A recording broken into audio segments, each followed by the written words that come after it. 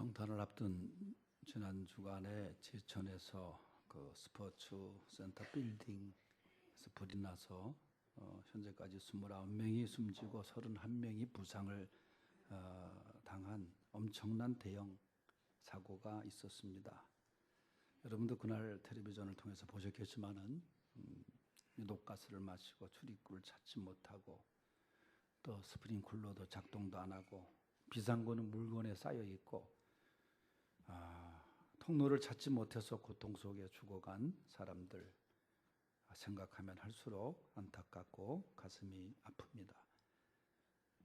물론 그 이전에 2008년 1월 7일 날 이천에서 냉동 물류 창고에서 불이 나가지고 40명이 사망한 사건도 있었습니다. 이런 기록을 우리나라가 계속 지금 세우고 있는데 참 후진국에서도 제대로 발생하지 않는 이런 사고들이 계속 일어나고 있습니다. 저는 그날 텔레비전에서 그 장면을 보면서 1971년 12월 25일 성탄절 아침에 충무로 대형각 호텔 그 화재 사건의 그 모습이 떠올려지더라고요. 그 사건이 얼마나 컸습니까? 세계 호텔 화재 역사상 최고의 사건이었다 그래요. 166명이 크리스마스 날 아침에 화재 사건으로 죽었죠.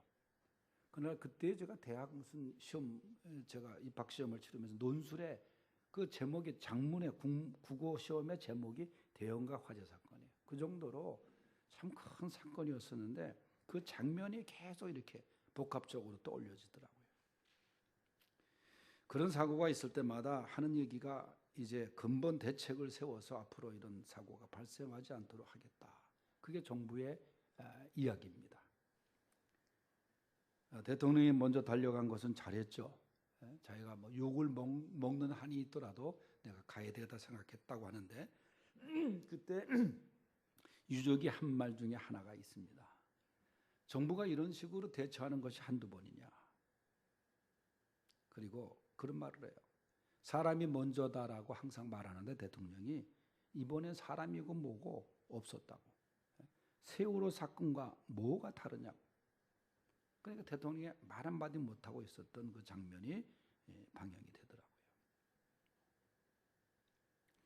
이번 일로 아무리 우리가 선진국으로 나간다고 해도 그 부분에 보면은 취약적인 그런 모습들이 많아요.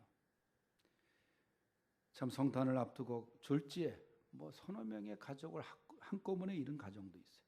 할머니, 어머니, 딸이 딸 수능고사를 치르고 나서 친정집에 어머니와 함께 이제 세 할머니, 어머니, 딸이 그 목욕탕에 가가지고 한꺼번에 죽은 가족도 있잖아요. 무슨 말로 위로를 할 수 있겠습니까? 많은 그저 하나님의 위로가 함께하기를 기도할 수 있길 바랍니다. 오늘 설교의 제목이 그의 별을 보고 온 박사들입니다. 본문 2절 말씀에 보면 유대인의 왕으로 나신 이가 어디 계시냐? 우리가 동방에서 그의 별을 보고 그에게 경배하러 왔노라.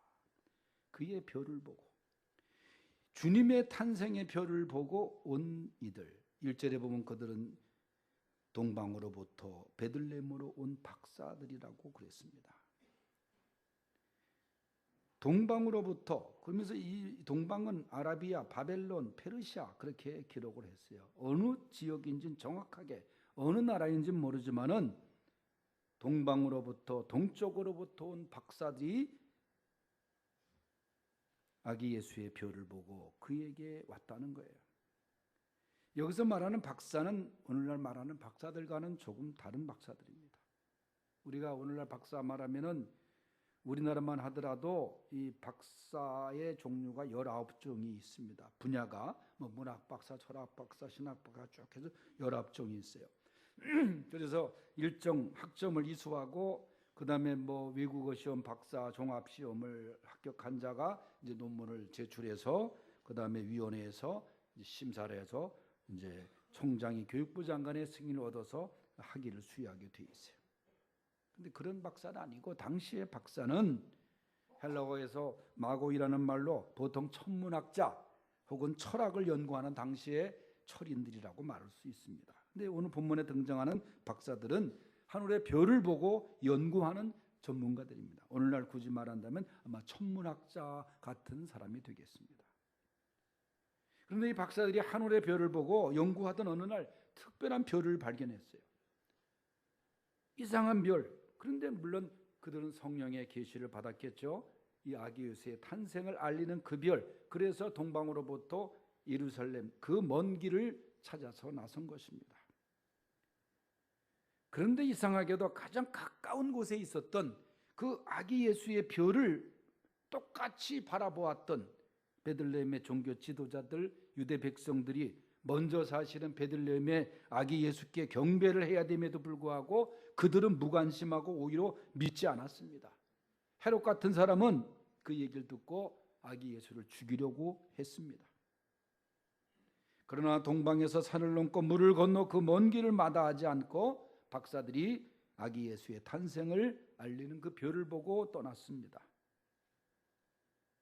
또 들판에서 양을 치고 있던 가난한 목자들이 먼저 아기 예수의 별을 보고 베들레헴으로 갔습니다. 그러니까 전혀 예상 밖의 사람들이 아기 예수의 탄생을 축하하기 위해서 간 거예요. 오늘 이 시간 그래서 그의 별을 보고 하는 제목으로 말씀을 증거하는데, 첫째로 그의 별을 보고 함께 축하드린 박사들입니다. 1절에서 2절을 다시 보겠어요. 시작. 헤롯 왕 때 예수께서 유대 베들레헴에서 나심에 동방으로부터 박사들이 예루살렘에 이르러 말하되 유대인의 왕으로 나시니가 어디 계시냐? 우리가 동방에서 그의 별을 보고 그에게 경배하러 왔노라 하니. 아멘. 말씀드린 대로 이 동방이라는 나라는 이 박사들이 어느 나라 사람인지는 정확하게 알 수는 없어요. 말씀드린 대로 그저 이 동방을 아라비아나 바벨론이나 페르시아 정도로 얘기를 합니다만은, 한 가지 분명한 것은 그들이 하늘의 별을 보고 연구하면서 그 다음에 그 주님의 나신 별을 보고 믿음으로 왔다는 거예요. 그리고 또 한 가지, 예물을 황금, 유황, 모략을 드렸기에 세 사람이라고 얘기하는 것이지 동방 박사가 정확하게 세 사람이냐, 그런 것도 성경은 기록하고 있지 않아요. 초대교회 전승에 의하면은 이들의 이름이 가스팔, 메키올, 발다살 이렇게 얘기를 해요. 그런데 이것도 성경에는 기록하지 않았어요. 이름이. 뭐 이름을 모르면 어때요? 그들의 믿음이 그렇게 귀하고 훌륭한 것만 우리가 본받으면 되잖아요. 한 가지 분명한 것은 그들이 함께 떠났다는 거예요. 함께. 홀로가 아니라 함께 별을 보고, 여러분 함께 여행을 했다는 거예요. 함께 성지를 향해서, 함께 베들레헴을 향해서 떠났다는 거예요. 혼자 여행을 그 먼 길을 떠나면 얼마나 힘들겠어요. 그러나 함께 했기 때문에, 혼자가 아니라 함께 별을 따라 여행을 떠났기 때문에 아마 큰 위로가 되었을 것입니다. 이 말씀에서 주는 교훈은 뭐냐? 성탄은 혼자 즐기는 게 아닙니다. 혼자 경험하는 게 아닙니다.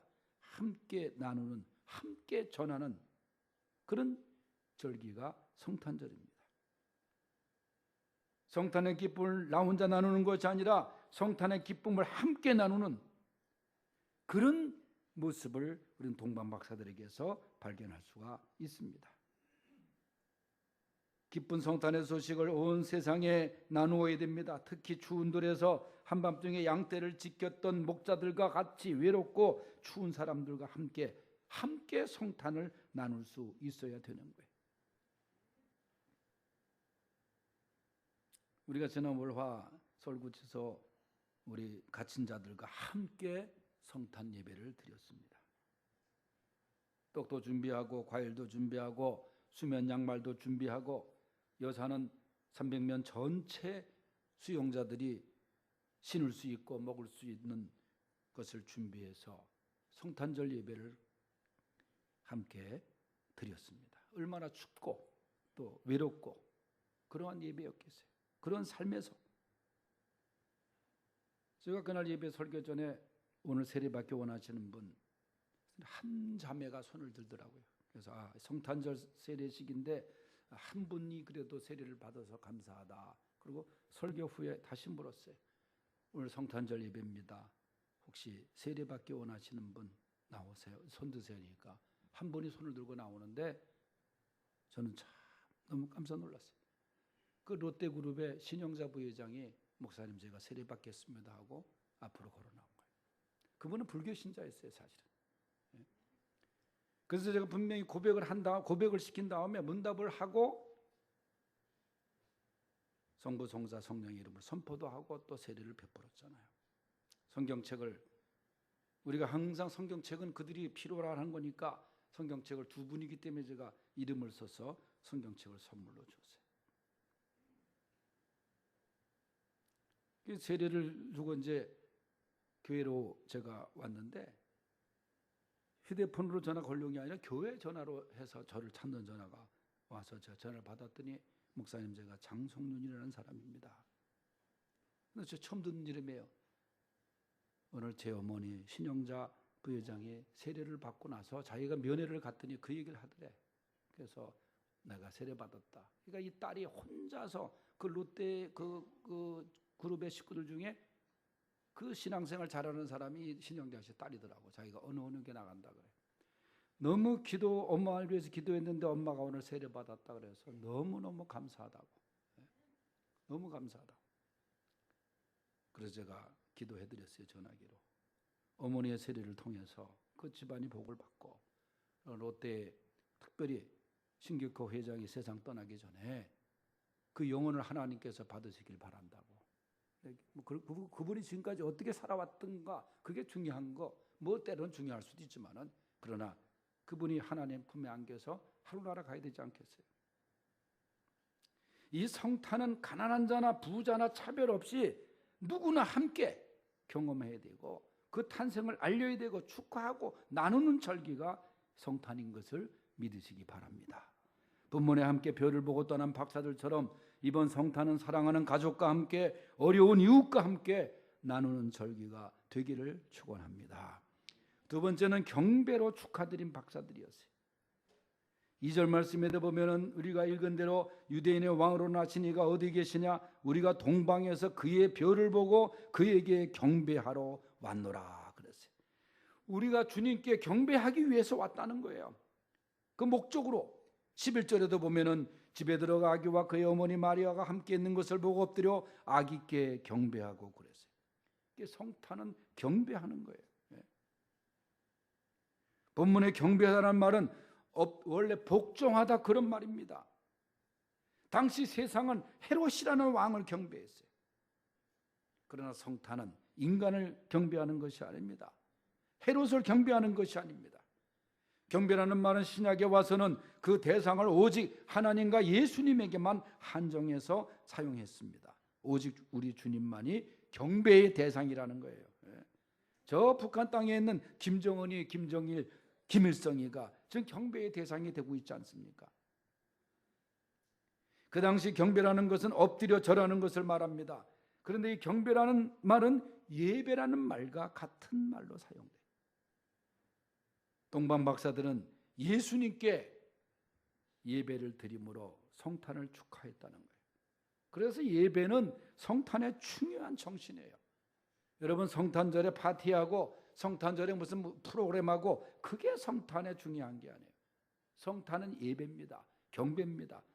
아기 예수께 경배하는 거예요. 옛날에 잘못된 그 풍습이라 할까? 제가 중고등부 시절에 크리스마스 24일 전야제를 꼭 했어요. 밤새워 놀았어요. 밤새워.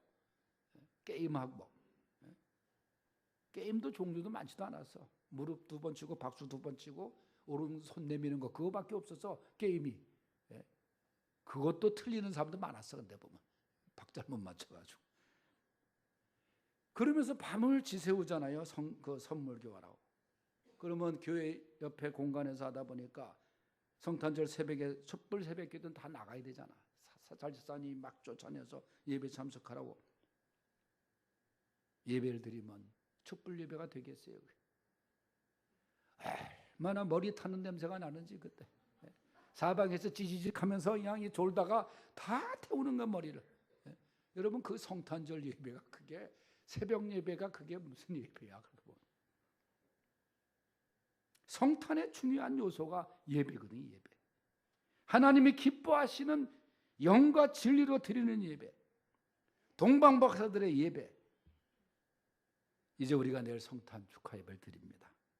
바로 동방박사들의 경배와 예배가 될 수 있기를 바랍니다. 세 번째는 예물로 축하드린 박사들이에요. 11절 중간에 보니까 그들이 엎드려 악있게 경배하고 보배합을 열어 황금과 유향과 모략을 예물로 드리니라 그랬어요. 이것은 단순히 대충 준비한 예물이 아닙니다. 여러분, 이 동방박사들이 드리는 예수님께 예물은, 선물은 그들의 믿음과 소망과 사랑이 담겨 있었어요. 예물을 믿음으로 드려야 됩니다. 형식적으로 드리는 게 아니에요. 황금의 의미는 우리가 많이 들었지만 하나님의 불변하는 속성, 예수님의 왕권을 상징합니다.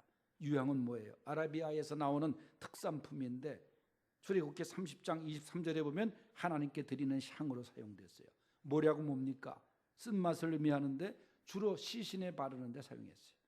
이것은 주님의 죽음을 의미하는 것입니다. 유향은 예수님의 제사장직으로, 황금은 예수님의 왕권을 상징하는 것입니다.